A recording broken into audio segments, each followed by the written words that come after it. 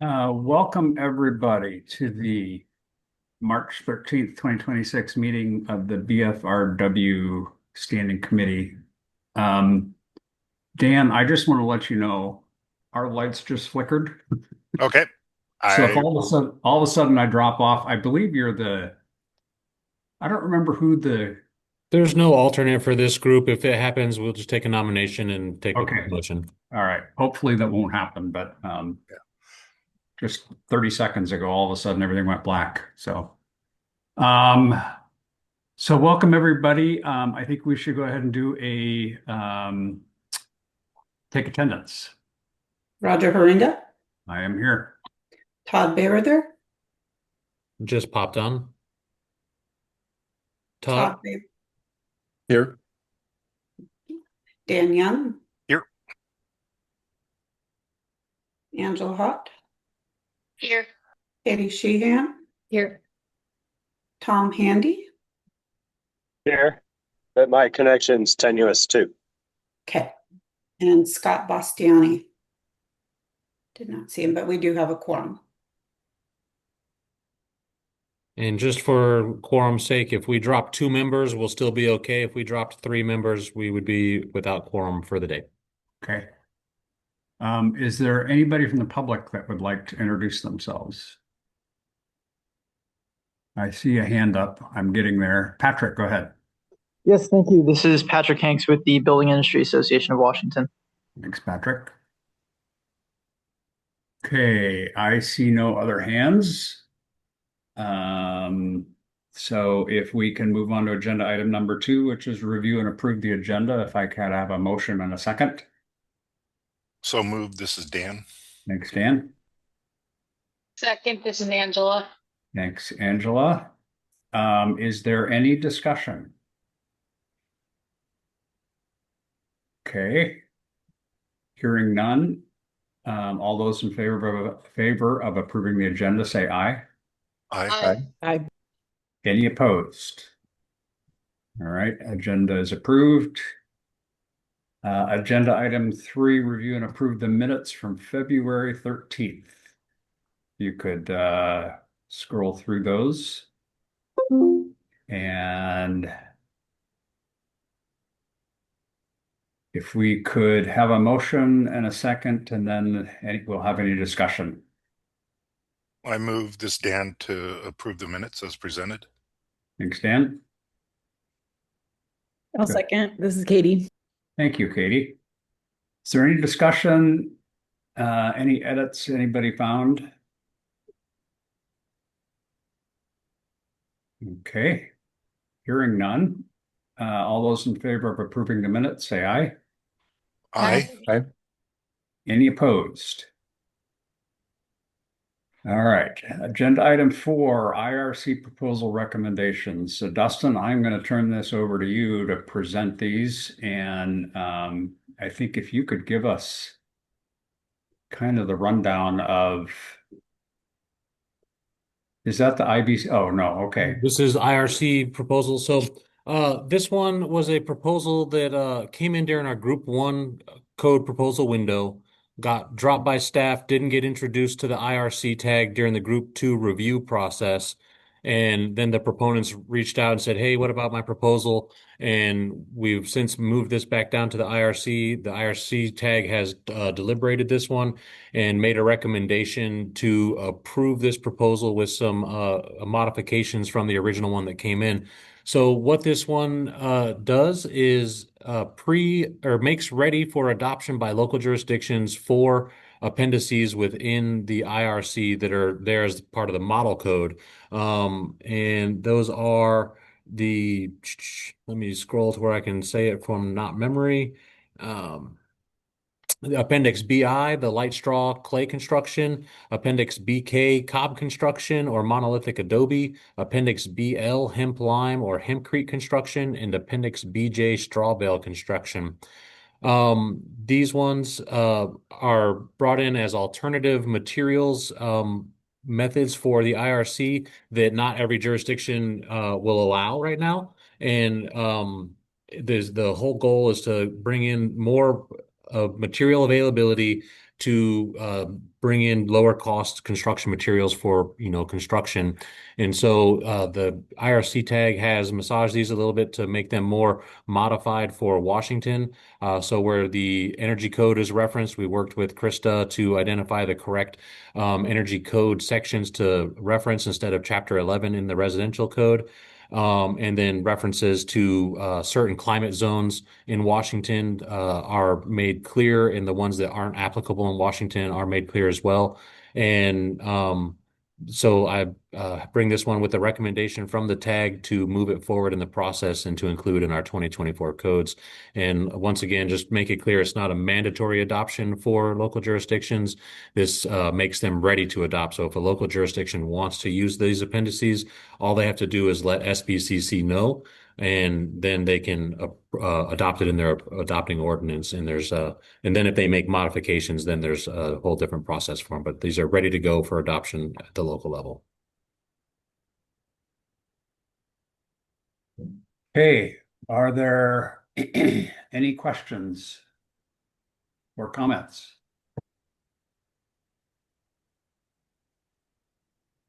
Katie, go ahead. Yeah, thanks. Is this the one where it got lost in the shuffle, which is understandable, with everything that you've got going on? And which tag it went to the tag and they reviewed it on a special meeting? I'm just trying to figure out the process of how it. Yeah, so this one was raised up and then moved back down to the tag by the council several meetings ago.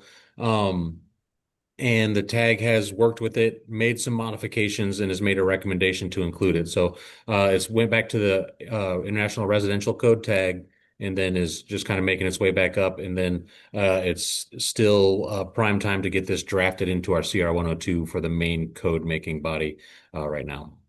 So if we had gone forward with our regular schedule, then we would have missed this guy. But like this is that, and so everything has been like all the notice requirements and public comment that's been needed on this one, you think is been made?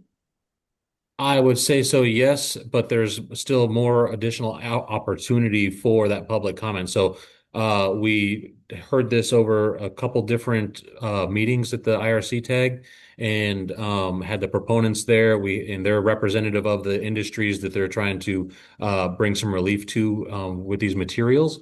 And so we had input there. We had, tag members there in at least the numbers that we needed to get quorum, which we've been struggling with at the IBC tag lately.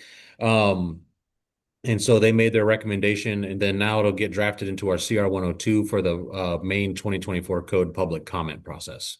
Great. Thank you. That sounds good. So Dustin, my understanding is that the appendices have been incorporated, and the modifications that are made are really only to have them align with the Washington State Code. Correct. Like as far as like the regulation of the materials themselves, there's standards involved in that, and those are not changed by the tag input. Really all it's done is to make sure that this fits into Washington in the least confusing way. So stuff that doesn't apply has been removed, and stuff that does apply has been added. Okay. I don't know if you can answer this question, and to be honest, I will look into it, and this is something that can be addressed during public comment. But as a structural engineer, I am curious how this aligns with seismic design in the IRC. I mean, I'm assuming that it is in the regular code. It is in the IBC. It is anticipated and addressed. And I don't know if you know the answer, and I will look into this, and any questions I would have, I can bring up in public comment. But it was definitely discussed both, so lateral loads for both the wind and seismic. And as far as the nitty gritty on that, Angela put her hand up before I even formulated an answer, so I might lean on her input to maybe explain it a little bit further. Go ahead, Angela. So if I remember correctly, if I'm remembering the right conversation of these sections, each of the appendices actually indicates which seismic zones they can be used in. Okay. It clearly says, and then I mean it has to be designed. One of these is like just the infill. The others are actual, I believe, kind of structural, but Okay. I thought that the structural was actually on Hey, here where it did say like it could be used in seismic zones, blah, blah, blah, blah, blah, because we had a yeah. big discussion on E. Dustin, I actually came across something on page 57. Again, paging through it, and it's talking about SDS values, which would be the seismic design information. So I am comfortable that it is addressed and handled. And like I said, um, I'm ready to, move this along in a public comment and any question. That's actually, you just passed one.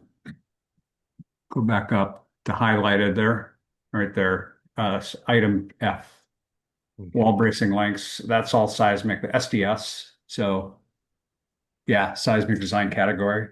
Okay, that answers my question. Okay, any other questions?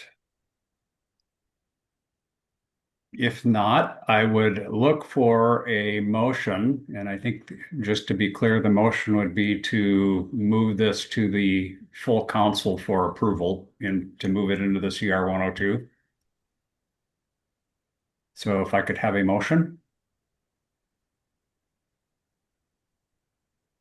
I'll move this to CR 102 for council to review and hopefully approve. thanks, Katie. Do I have a second? This is Dan. I'll second that. Thanks, Dan. Mhm. Any other discussion? Okay, hearing none. All those in favor say aye. Aye.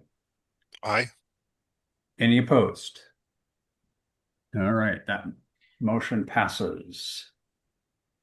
And moving on to agenda item number 5, which is the single exit appendix. I will just kind of remind everybody where we are at with this. The single exit appendix was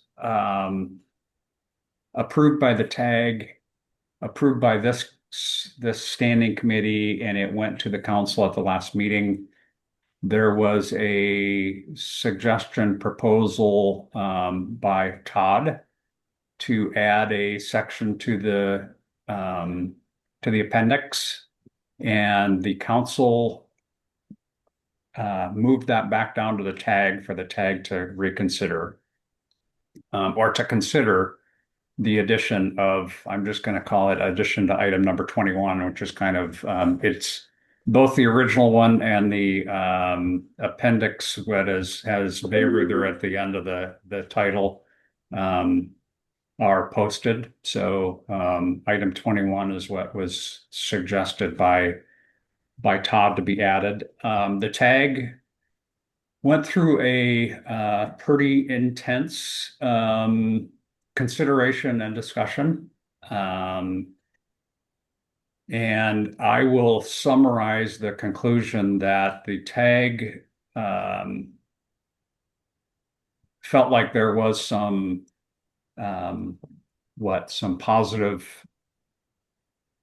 potential positive results of adding that section. However, they felt like it is an issue of allowing the type 3 construction to go up to 6 stories is a broader discussion that should occur, really something that we may want to consider throughout for all of the code, not just for the single exit. And they felt like it was strange to have to allow the type 3A construction to go to 6 stories if you have a single exit, when you can't do it if you have the 2 exit scenario. So at the end of the TAG meeting, there was a motion which was approved, which was to recommend that we don't add Item 21, we stay with the original single exit appendix proposal and bring that the discussion or the possibility of extending the type 3 construction to in the next code cycle for the broader IBC scenario. I know Angela and Todd. Todd, do you want to respond? Was that a good summary? Did I miss anything? Yeah, I think it captures the discussion and the consideration at the tag level. If I may add now, Yes.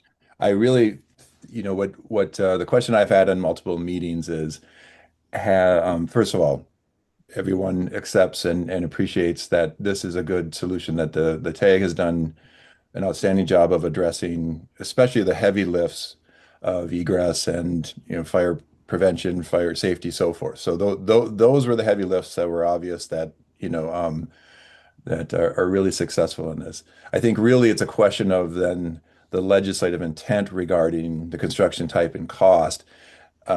My read on the tag is that they've taken a very narrow interpretation of the intent of the bill. So specifically that one section that is established by the bill. And maybe Dustin, do you mind pulling up 19.27, 115, just so while we talk about it, we have in front of us. It doesn't specifically give a legislative intent. My argument is that you have to look at all of the codes, all RCW in whole, especially our guiding chapter 19.27. I think go ahead. Dustin, it's 115, not Oh, 50. 115, I'm sorry. Just the one that established this As soon as I mandate. clicked on it, seemed funny to me. It always takes me a second to find it. It's in a weird place. And then and I'm making the argument to the council that we have to look more holistically at intent, not just this, along with 19.27, where cost is a consideration. We have to look at that across everything we do when we amend. But also, this says do this by this cycle. So I also disagree that we should be pushing this another cycle. That to me, that doesn't meet the intent to say that we're going to have this specialized tag formed and create this, and we're directed as a council to do this within this code cycle, and then say we'll amend it. I haven't heard the argument why we would wait 3 years and then put it in a different process with a different tag that isn't designed to address this very specific situation. So that's the context. Happy to go deeper on arguments of not just in 19.27, but I think if you have to look at the context in whole of other bills that have passed in the last 2-3 years related to housing, this is really part of a package of middle housing. And in fact, you could even go back to the lieutenant governor's, policy guidance, the report before they went into this year when they established this, that this was one of multiple bills that were intended to increase housing in Washington, and that inherently means also driving down and making those more achievable, so affordable and achievable. So I'll stop there, but I want to frame that for everyone. I know I've said that a few times, but that's what I will propose to the council, that I feel that within the additional requirements of this appendix, that sixth story in type 3 is acceptable. Hey, Angela, I see your hand up, but Dustin, if I can ask for one thing, could you pull up 1927-800, which is the multiplex housing? And I asked for that because just to kind of give you some context, and basically it's item number 1 in that RCW. Item number 1 clearly says the intent or the reasons for doing this is to lower the costs of middle and multiplex housing construction. So the tag, as we looked at both RCWs at the very beginning of the process, it was very clear what is Todd's the legislative intent for 800 for the multiplex is to lower the costs, whereas 1927-115 does not contain that. And in my opinion, we would have to reach a conclusion without clearly seeing understanding what the legislative intent is. So Angela, with that, I will let you go ahead. Yeah.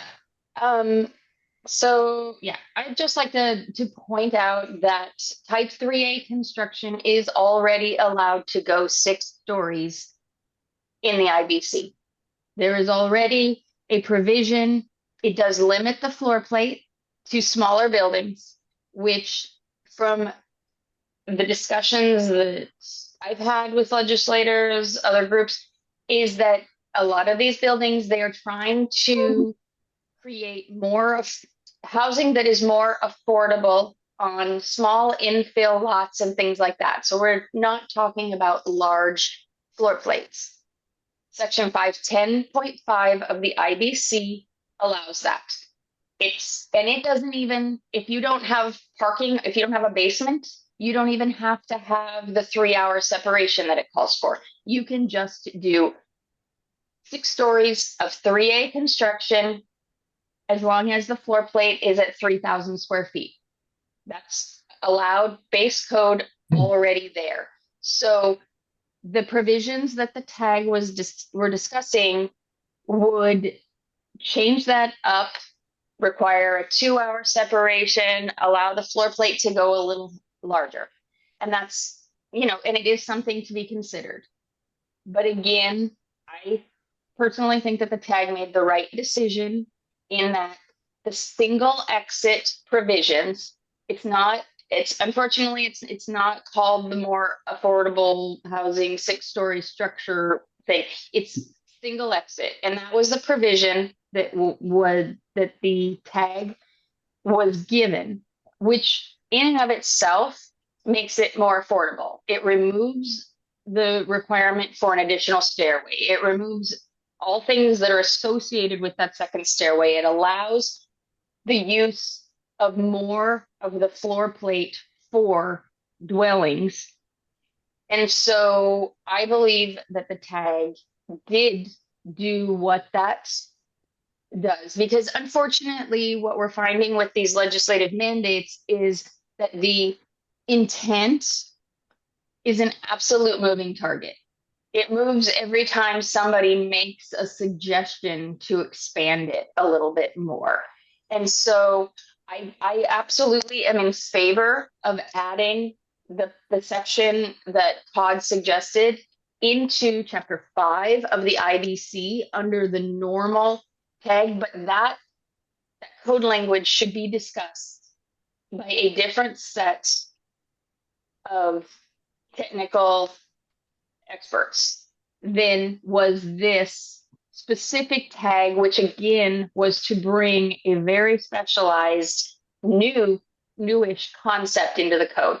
So I would just like to point that out, and it was robustly discussed on both sides. So again, I think that section 510.5 adequately addresses 6 stories of 3A right now, and expanding it, I think, can be done during the next process by both the IFC and the IBC as far as for concerns. So thanks. Thanks, Angela. I've got a hand up in the public. It is JS. If JS, go ahead, but I would ask if you could please identify yourself. Sorry. This is John Sue. I will. Oh. Okay. Sorry, I have to change my name, I guess, on the screen. But yeah. So I just wanted to respond a little bit to what Todd said, in that I don't think 1927 was the major consideration here, and what was the intent and things. Yes, that did come up, and yes, several of us did say we didn't think that the legislation intended that this complied with the legislation. However, I think the main reason was kind of what and somewhat what Angela said, or not somewhat, a lot of what Angela said, but also just pointing out, I think what Roger introduced the topic with, in that it is odd to have this for single exits and not to have it for if you have two exits. And we felt that there were several of us felt that we might not, we might think this is a good idea, but it needs to be in the base building code and not just as a provision of the single exit. Okay, Todd, go ahead. Yeah, I think that, thank you, John. I think that does capture the conversation. So coming back to base code versus this section, I'm not sure. I do agree that conversation should be held at a more broadly. And I think, putting Seattle provisions, if you go back to the intent, that came out of HALA and so forth, a lot of that, even in the presentation that you pulled up from 10 or so years ago that Ardell was heavy in authoring, that was really focused more on podium projects, trying to get up to 85 feet, try to get to 7, 8 stories, capture that 6 story on a podium. And so I would argue that that is not what this is. And I have hesitation about putting it in the base code because this is not meant to go to 8 stories, obviously. It's not meant to go to 85 feet.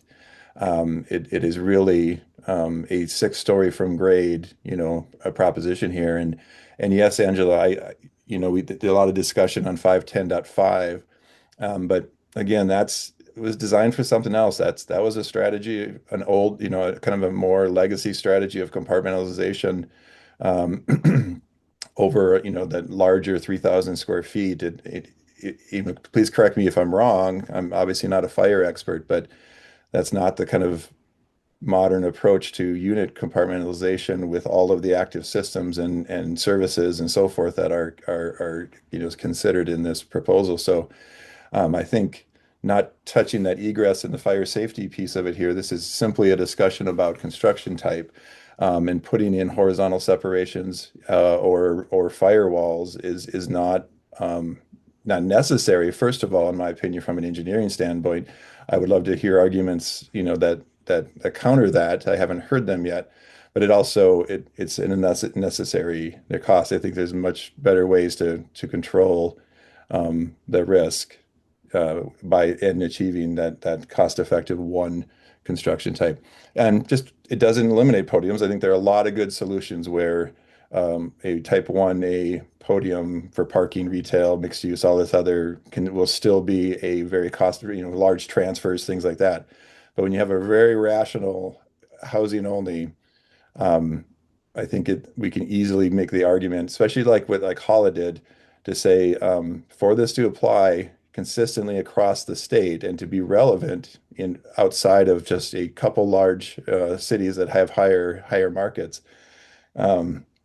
This really would make a big difference in our smaller cities on our transit line and so forth. And I think that better aligns with the collective intent over the last few years of development, code, and housing policy. So thank you. Thanks, Todd. Dustin, can you go back to 1927-115? Just that's what we're considering. I asked you to go to 800 just for the to talk about the intent. And I do have my understanding of what's the number? 510. What is it? 510.5 that's currently in the code. Sorry, I don't have that memorized off the top of my head. What it would allow is to go to 6 stories with type 3 if you're 3,000 square feet or less.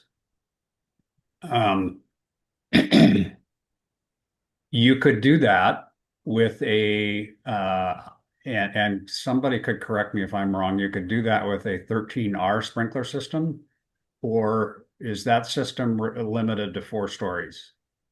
I'm not sure. Maybe Dan, you might know that. I don't remember exactly. Or Angela. John, if you could answer that. Yes, it's limited to 4 stories as far as I know, and 60 feet in height. Okay. So part of, as I think about this, right now you're allowed in the code to go type 3A 6 stories in if you're 3,000 feet or less. you would end up with a um, a what, a 13 sprinkler system, which is in my brain, or the way I describe it, is a commercial sprinkler system rather than the 13R, which is a residential. So you get more heads, more water flow, etc. And that was a big, one of the main elements of the single exit that we continued to rely on as we, debated and came up with the proposal. So the fact that we have an expanded sprinkler system was helpful. So, what Todd's proposal is to basically expand that from 3,000 to 6,000. If I do, if somebody could do 6,000 square feet would be 60 by 100. I agree with Angela's comment that, this is meant for in small sites, not for large projects. 4,000 square feet would be 40 by 100, limiting the floor plate. So, I go, I understand both sides of the argument. So I just wanted to state that really the difference between what Todd has proposed and what's currently in the code is basically that you have you're limited the size of the floor plate, whether it's 3,000. I suggested 4,000. Todd's saying 6,000. So again, I can see both sides of the argument. Todd, go ahead. Yeah, and just to remind everybody, I know most people on this call already know this, but we already can build to 6 stories in the code with type 3 and even type 4 HD, I believe, when we're in B occupancy.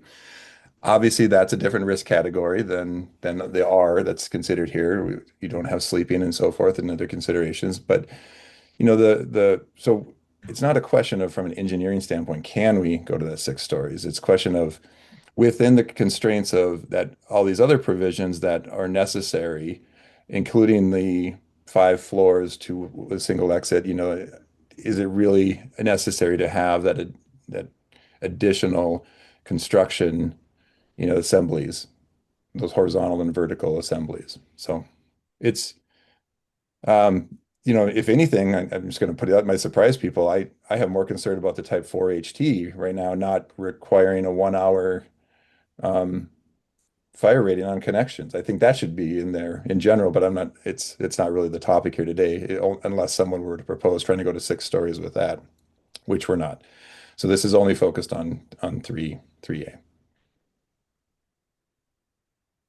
So yes, if someone were to ask me where this goes, and it's not recommended to put in this appendix, I think it would be just a simple one other section after the 504.4.1, where that is the adding 1 story to the type 5A on the pressurization. All that's already included in here. So perhaps it would just be an additional section if others wanted in chapter 5 to say, if designing to this appendix, there is an additional story is allowed for type 3A construction. And then that keeps it away from kind of expanding too much into podium considerations up to 85 feet and so forth. That would limit it to this appendix, most likely to bearing and shear wall construction, whether it's wood or steel or CLT in the new AC7. And then the AC7 would limit it to 65 feet for the seismic system. So I'll stop there. Angela? Yeah, I guess I'm not sure if the purpose of this is to re-debate this. I don't think so, but I just like, as a final comment from me, to point out that the tag considered the 6-story 3A Seattle sort of code proposal at the beginning of the process for this appendix, and a second time last week.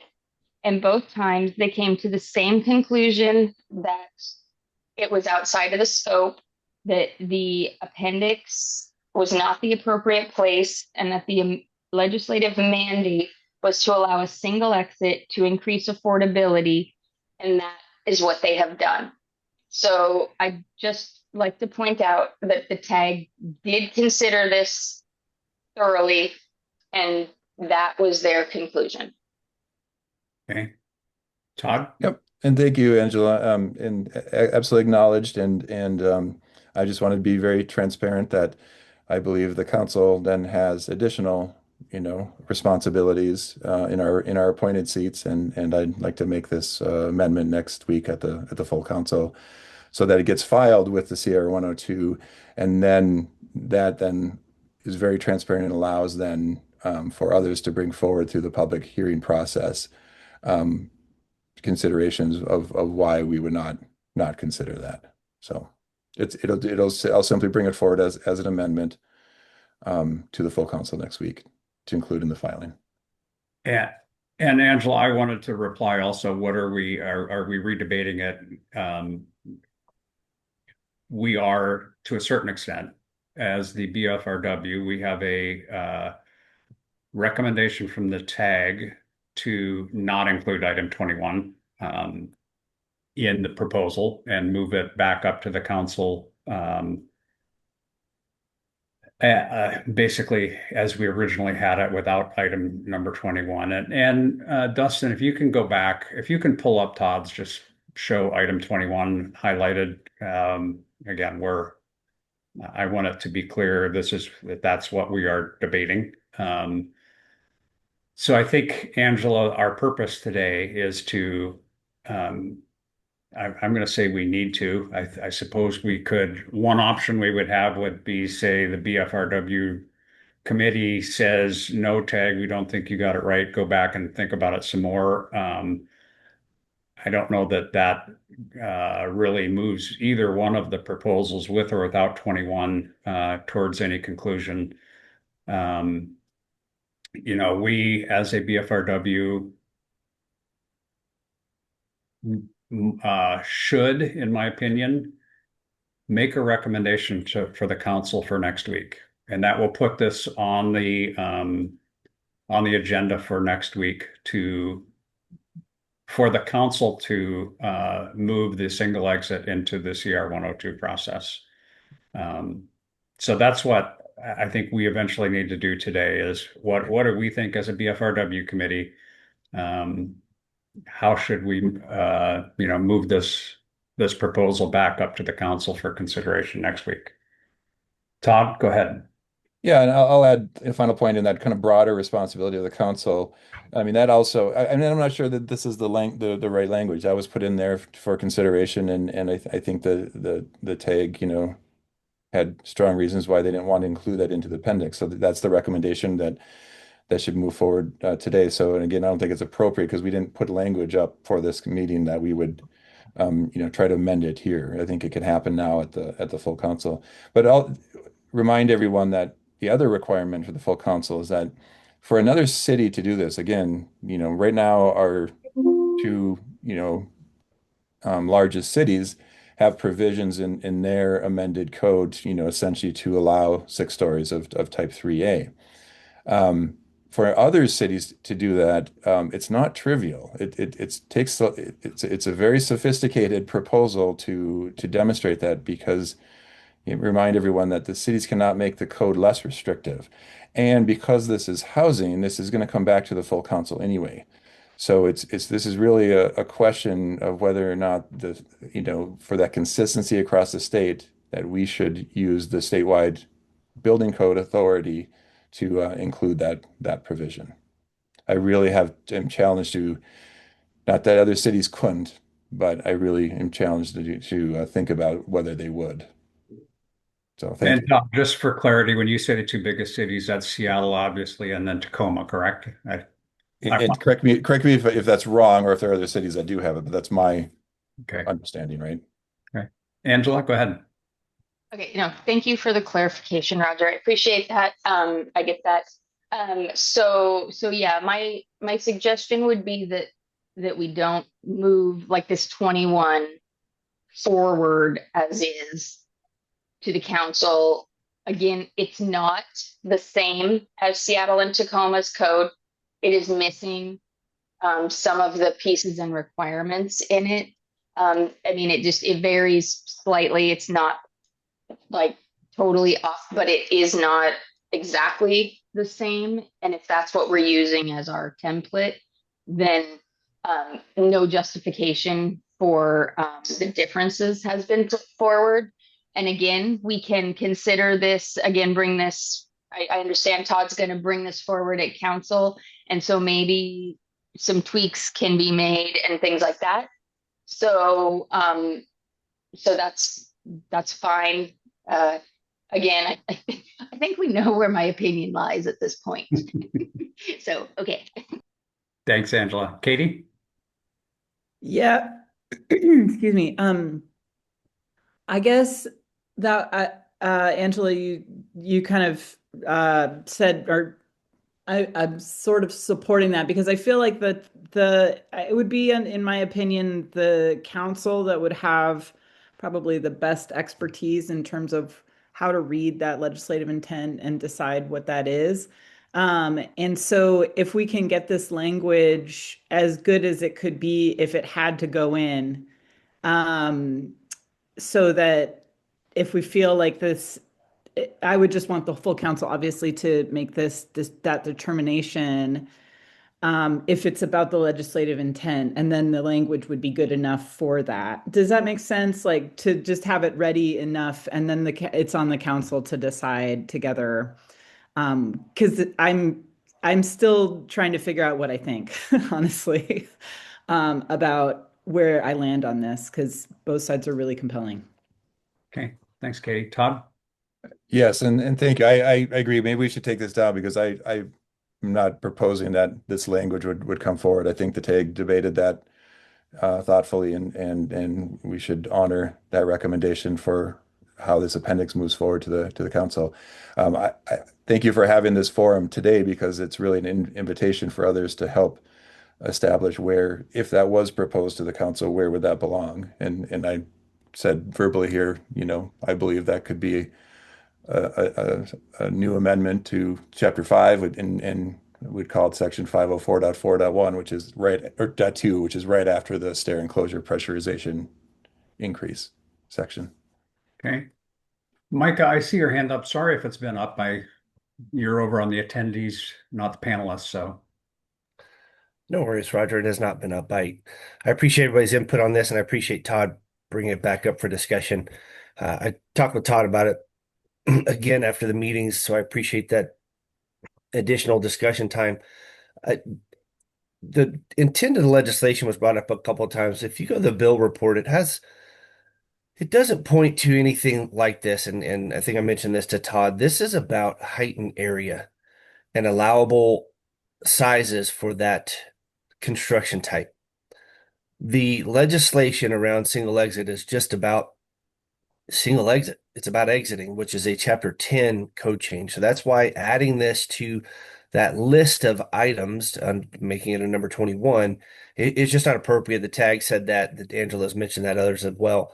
I don't think anyone's opposed to this, and I think maybe that's what Todd's trying to get here is that we should bring this in a different method.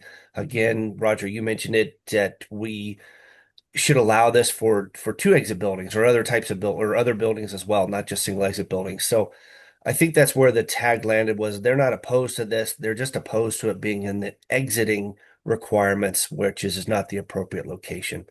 Thanks. Thanks, Micah. Okay. Are there any other comments? I think if not, we are looking for sorry, the word's escaping me, a motion to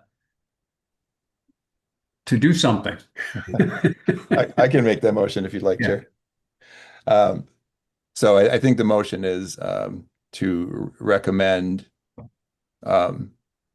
or to pass the TAG's recommendation to no change. Up to the council. That's what happened last week. Second, Angela. Thank you, Angela. Any more discussion? Hearing none, all those in favor say aye. I Aye. Aye. Any opposed? All right, the motion passes. Agenda item number 6 is other business. Does anybody have any other business? Not for me. All right. Oh, Micah's hand is up. Thanks, Chair. I just wanted to ask, the tag took an additional action and made a minor modification to the multiplex proposal. Was that going to be discussed here at the meeting today? I anticipated that being on the agenda, but don't see it. I can address that one. So at the council meeting in February, they made a motion to move that multiplex appendix to the CR 102 process and directed staff to make the change to table 105.3, I believe, but for the EV charging accessible spaces. Staff made those changes. We did show it at the single exit multiplex housing tag meeting. But since the motion wasn't for the tag to work on that, I brought it up during other business to just show the change and get a little bit of feedback on that. And so we can bring it to the council for a blessing, but I was moving forward with that one like we had the approval to CR 102 from the council meeting in February. And I am going to also, Angela, before I call on you, my memory was that the motion at the multiplex housing tag was that was an editorial change, Micah. So the whole process, we didn't feel like it needed to go through the whole moving to this committee and then back up to the council. So Angela, go ahead.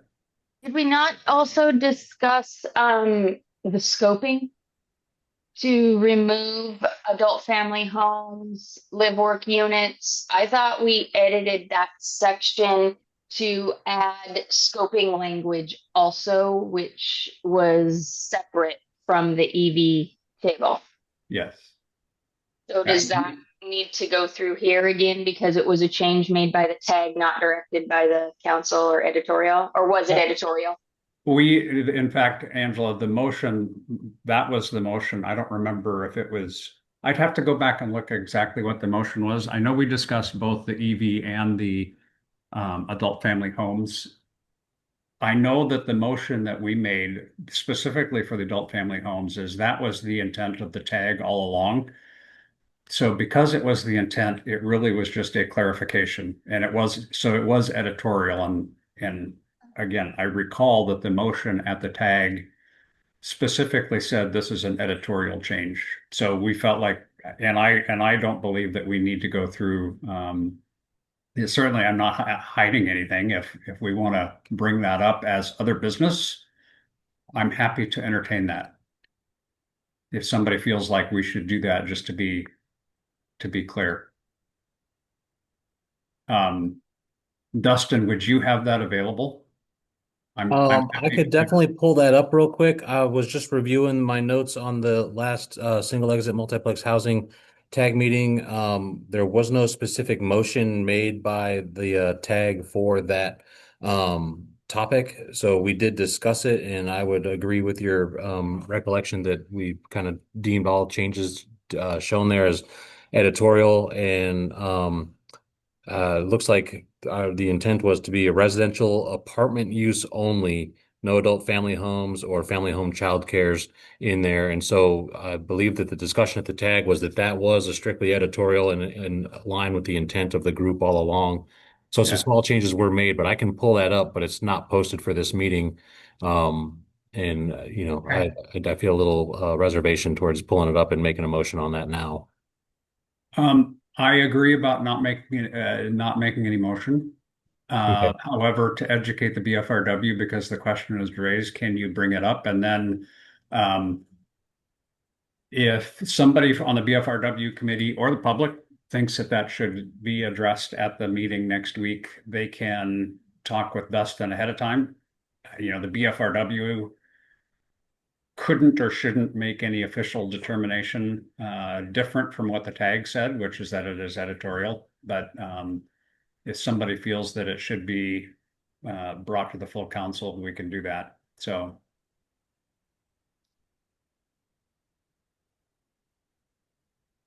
where did it go? Right there. It's right there. So the blue sentence was added. And those are the four things. Again, this is multiplex housing, which is the IRC, and the IRC does, correct me if I'm wrong, address adult family homes, family home childcare, live work units, and lodging houses. And the tag basically said, yes, it was all along. We were thinking residential apartment use only. The tag did not think that we should include those four things. And so we just clarified the tag's intent on our proposals that it did not include those things. And we felt like that was editorial. So other business, just kind of a report of what the tag's decision was. I will leave it. I agree, since this was not listed on our agenda today. I wouldn't want to make any official decision on the BFRW committee, but if there are people attending this meeting or listening in later who think that that should be addressed by the full council, they certainly have the ability to talk, probably with Dustin and Todd, our council chair, about putting that on the agenda. Okay. Any other business? Hearing none, I will adjourn the meeting 2 hours early. Well done. I Thank you. appreciate everybody's time here today. Thank you. Very much. Thanks Thank all. you. Thanks. Thank you.